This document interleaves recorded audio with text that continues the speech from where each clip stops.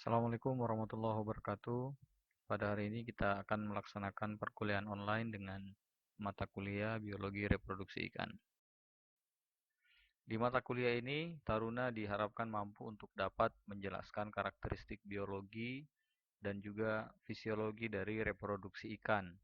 Kemudian juga eh, Taruna harus dapat menjelaskan bagaimana teknik pemijahan yang sesuai dengan kaidah cara pembenihan ikan yang baik ya untuk menentukan keberhasilan pembenihan nantinya. Oleh karena itu, ada beberapa tujuan pembelajaran yang akan dilalui selama proses perkuliahan. Yang pertama mengenai ruang lingkup, kemudian anatomi organ reproduksi, diferensiasi seks, kemudian tingkat kematangan gonad, teknik reproduksi, dan juga faktor yang mempengaruhi reproduksi. Adapun untuk perkuliahan yang nantinya akan saya isi, akan ditujukan untuk tujuan pembelajaran poin 2 dan juga poin 4, yakni anatomi organ reproduksi dan juga tingkat kematangan gonad. Nah, pada kesempatan kali ini kita akan membahas tentang organ reproduksi ikan. Jadi indikator pembelajaran yang akan dicapai adalah Taruna dapat mengetahui tentang bagaimana peran reproduksi pada pembenihan ikan, kemudian juga organ reproduksi ikan yang ada pada ikan jantan maupun ikan betina, dan juga organ reproduksi pada udang ya, baik itu jantan maupun juga udang betina. Ya baik, sebelum kita lanjut, sedikit mereview tentang definisi dari aquaculture. Jadi aquaculture atau budidaya perikanan pada dasarnya merupakan kegiatan pemeliharaan ya di wadah terkontrol yang ditujukan untuk memperbanyak populasi ya. Kemudian juga untuk menumbuhkan biomasa dan bisa juga digunakan untuk meningkatkan mutu produk biota akuatik. Ya, jadi ada 3 poin utama di sini: menumbuhkan, kemudian memperbanyak, dan juga meningkatkan mutu biota akuatik. Sehingga apa? Output yang diharapkan dari kegiatan aquaculture diperolehnya keuntungan ya atau profit. Nah, ada banyak sekali kegiatan aquaculture yang bisa dilakukan, baik itu aquaculture untuk tujuan produksi makanan, baik itu untuk perbaikan stok di alam ya, produksi ikan rekreasi, produksi ikan umpan, atau produksi ikan hias bisa juga ya. Dan bahkan aquaculture ini bisa digunakan untuk mendaur ulang sebuah bahan organik dan juga bisa digunakan untuk memproduksi bahan industri. Nah, untuk kegiatan produksi aquaculture di sini core-nya ada 3 ya. Yang pertama adalah kegiatan pembenihan, kemudian juga pendederan dan pembesaran.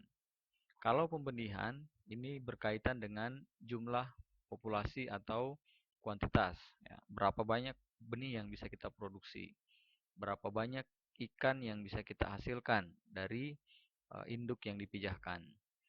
Nah, kalau untuk pembesaran ya, pembesaran ini tujuannya adalah untuk menambah biomasa atau menumbuhkan ikan menjadi ukuran yang lebih besar ya. Jadi berkaitan dengan kualitas dari ikan itu sendiri. Nah, adapun untuk kegiatan pendederan ya, ini adalah kegiatan perantara antara pembenihan dan juga pembesaran. Nah, pendederan ini sendiri tujuannya untuk membesarkan ikan ya dari ukuran larva menjadi ukuran benih sehingga nanti siap digunakan untuk aktivitas pembesaran.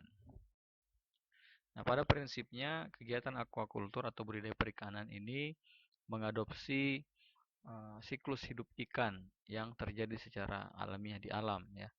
Mulai dari telur, kemudian menetas menjadi larva, ya, larva tumbuh menjadi benih, menjadi juvenil, kemudian berkembang menjadi ikan dewasa dan mencapai fase induk. Nanti di induk, kemudian ikan akan memijah dan menghasilkan telur ya. Seterusnya berkembang lagi menjadi ikan yang dewasa. Ya, sehingga kegiatan pembenihan, pendederan dan pembesaran itu pada dasarnya mengambil prinsip-prinsip yang terjadi secara alamiah dari siklus hidup ikan. Sama halnya juga dengan udang, budidaya udang ini mengadopsi prinsip-prinsip dari siklus hidup udang yang terjadi secara alamiah di alam ya, mulai dari telur, kemudian menetas menjadi naupli ya, kemudian berkembang menjadi zoea, misis, poslarva ya.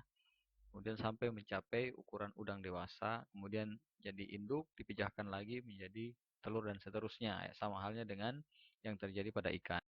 Nah, sehingga ketika kita ingin melakukan kegiatan budidaya perikanan, yang harus terlebih dahulu kita lakukan adalah mengetahui seperti apa satu jenis ikan itu pada kondisi alaminya.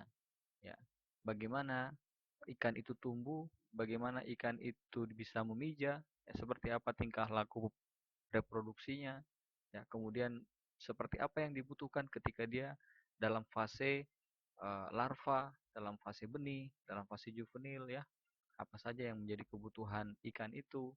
Nah, semua harus kita pelajari berdasarkan kondisi alami ikan itu pada saat di alam.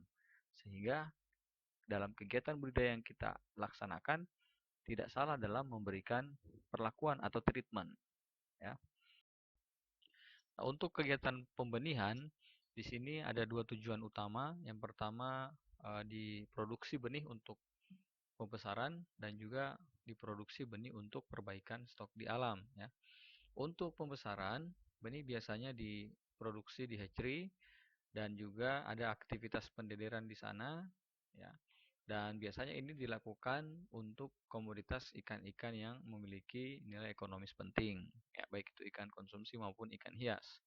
Sedangkan untuk perbaikan stok di alam, biasanya ikan uh, dibenihkan untuk upaya memulihkan satu kondisi perairan ya, atau misalnya untuk uh, melestarikan jenis ikan tertentu supaya tidak punah ya, atau misalnya bisa juga restocking ya, sea ranching, lake ranching ya, atau recapturing ya. Biasanya kita tebar ikan di situ, kemudian nanti kita bisa mancing, kita bisa tangkap kembali ya. Ini semua ada kaitannya dengan aspek reproduksi ikan.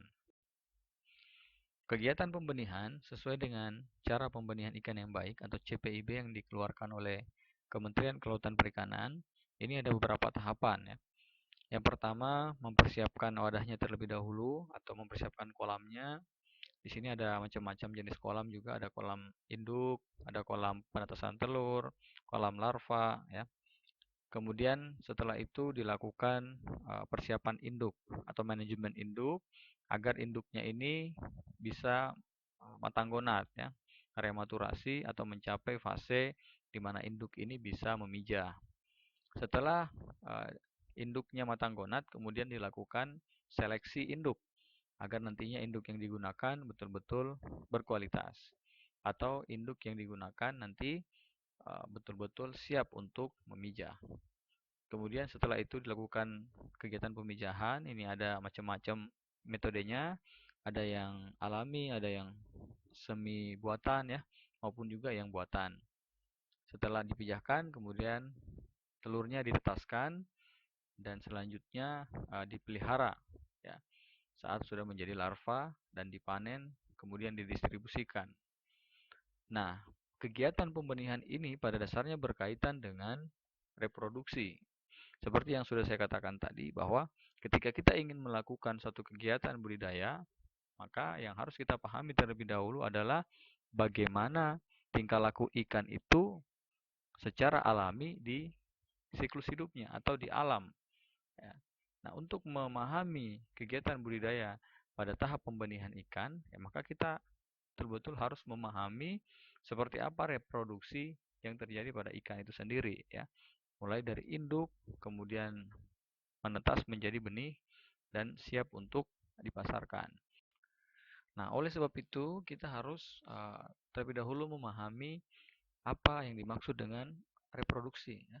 Jadi secara umum definisi reproduksi adalah proses biologi yang terjadi pada suatu individu tertentu untuk menghasilkan individu baru agar dapat menambah jumlah individu itu atau menjaga kelestarian jenisnya. Nah, jadi reproduksi sama dengan pembiakan atau perbanyakan. Kemampuan reproduksi ini dimiliki setiap individu. Tujuannya agar dapat mempertahankan populasinya sehingga bisa hidup secara berkesinambungan. Termasuk diantaranya juga adalah ikan ya. Dan bahkan beberapa organisme terkecil sekalipun seperti virus ini memiliki kemampuan untuk reproduksi atau memperbanyak diri. Nah, reproduksi ini terjadi ketika ada pertemuan antara gamet jantan dan gamet betina ya, sehingga membentuk individu baru. Ya, bagaimana dengan reproduksi pada ikan? Nah, terlebih dahulu kita harus memahami organ reproduksi ikan ya. Jadi inilah yang akan menjadi pembahasan kita pada kesempatan kali ini. Organ reproduksi pada ikan terdiri dari komponen kelenjar kelamin yang disebut gonad. Pada ikan betina, gonadnya adalah ovarium, dan pada ikan jantan, gonadnya adalah testis. Masing-masing gonad ini dilengkapi dengan saluran. Kalau untuk ovarium, salurannya namanya oviduk, ini tempat dilaluinya telur. Kemudian untuk testis pada jantan, salurannya adalah vas deferens, tempat dilaluinya sel sperma. Kemudian nanti dikeluarkan melalui saluran urogenitalia. Nah, gonad pada jantan yang kita sebut dengan testis ini bersifat internal dan bentuknya memanjang atau longitudinal dan umumnya berpasangan ya. Kebanyakan dari testis ini berwarna putih. Fungsi dari testis adalah menghasilkan sel sperma yang nantinya akan berfungsi untuk membuahi sel telur. Ciri-ciri testis yaitu bentuknya lonjong, kemudian juga licin, lebih kecil daripada ovarium, terletak pada dinding dorsal bagian tubuh. Kemudian juga warnanya ada yang putih kekuningan ya, ada juga yang putih kecoklatan, namun pada umumnya warnanya adalah putih kekuningan kalau sudah mencapai tingkat kematangan. Nah, beratnya pun rata-rata bisa mencapai 12% dari berat tubuh induk atau berat tubuh ikan. Nah, tipe dari testis ini ada dua tipe, ada yang lobular dan juga ada yang tubular. Kalau yang lobular ini biasanya paling umum ditemukan di ikan teleostei, sementara untuk yang tubular ini pada ikan gupi biasanya ya. Dan untuk yang tipe tubular ini merupakan bagian yang biasanya berdiri sendiri. Adapun gonad pada betina atau yang kita sebut dengan ovarium, ini juga sama ya, sifatnya internal atau berada di dalam tubuh ikan, kemudian bentuknya longitudinal atau memanjang dan umumnya berpasangan. Kebanyakan dari gonad betina ini berwarna kekuningan pada saat matang. Fungsi dari gonad betina, kalau tadi pada gonad jantan itu menghasilkan sel sperma, kalau gonad betina ini menghasilkan ovum atau yang kita kenal dengan sel telur. Nah, ciri-ciri dari ovarium, yakni bentuknya yang lonjong dan bisa berubah pada saat matang. Kemudian juga berada di bagian dorsal mesenterium ya, tergantung di sana. Kemudian juga berwarna putih sebelum matang dan akan berubah warna menjadi kekuningan pada saat matang. Berat dari gonad betina ini sangat berat ya. Berbeda dengan gonad pada jantan tadi yang sekitar hanya 15 sampai 20%. Kalau di gonad betina ini beratnya sampai 70% dari berat tubuh ya, atau IKG-nya, indeks kematangan gonadnya, sampai 70% ya. Dan tipe-tipenya ini ada 3 tipe, ada yang sinkronik ya, ada juga yang sinkronik sebagian, kemudian ada yang asinkronik. Nah, ini adalah organ reproduksi pada ikan. Di gambar sebelah kiri kita bisa lihat di sini perbedaan antara ovarium dan testis atau gonad pada betina dan gonad pada jantan. Gonad pada betina atau ovarium di sini kita lihat warna dan bentuknya berbeda dengan testis ya. Kalau warnanya sedikit kekuningan, kalau untuk testis agak putih ya. Dan untuk bentuknya sama, longitudinal atau memanjang. Hanya saja kalau pada testis kelihatan lebih padat dan agak keras. Kemudian di gambar sebelah kanan, kita bisa lihat di sini contoh gonad pada ikan lele. Nah, di bagian kiri yang berwarna coklat kehijauan ini adalah gonad betina ya, gonad betina atau ovarium. Kemudian juga di sebelah kanan ini adalah gonad pada jantan ya, atau testis. Kita bisa lihat juga perbedaannya. Kalau gonad betina ini ukurannya lebih besar dibandingkan dengan testis dan warnanya juga berbeda dengan testis ya.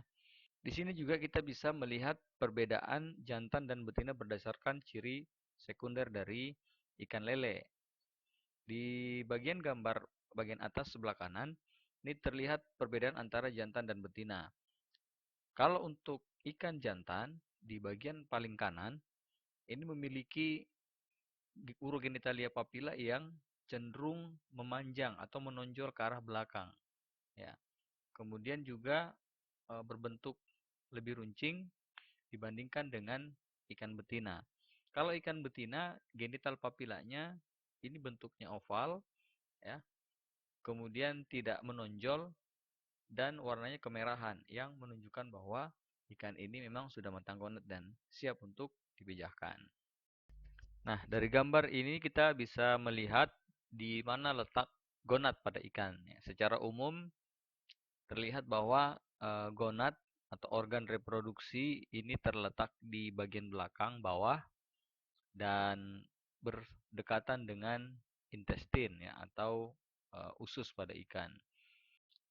Nah, ini gambar yang lebih jelas lagi di mana kalau kita membedah ikan, kita bisa mengamati gonad itu di bagian bawah ya. Kelihatan di situ ada mulai dari jantung ya, kemudian ke hati, kemudian ada juga lambung, ada ginjal atau kidney, kemudian ada swim bladder. Nah, kemudian di bawah swim bladder ini ada gonad ya. Nah, gonad ini berada di antara swim bladder dan juga intestin atau usus ya. Dan letaknya di bagian belakang ini bersambung dengan urogenitalia atau lubang tempat keluarnya sel-sel sperma atau sel-sel telur ya. Dan urogenitalia ini juga berdekatan dengan lubang anus ya. Jadi ketika kita melakukan pemijahan ini jangan sampai salah dalam melakukan treatment. Ya, apalagi kalau pembenihannya dilakukan secara buatan atau stripping. Ya, yang kita stripping adalah gonad, ya, yang keluar adalah kotoran ikan. Ya. Jangan sampai hal ini bisa terjadi. Nah, makanya harus memahami seperti apa letak dari gonad pada ikan itu sendiri. Nah, bagian dari gonad ikan berbeda antara jantan dan betina. Kalau yang tadi jantan adalah sepasang testis yang berfungsi menghasilkan sperma. Kalau untuk betina adalah sepasang ovarium yang berfungsi untuk menghasilkan sel telur.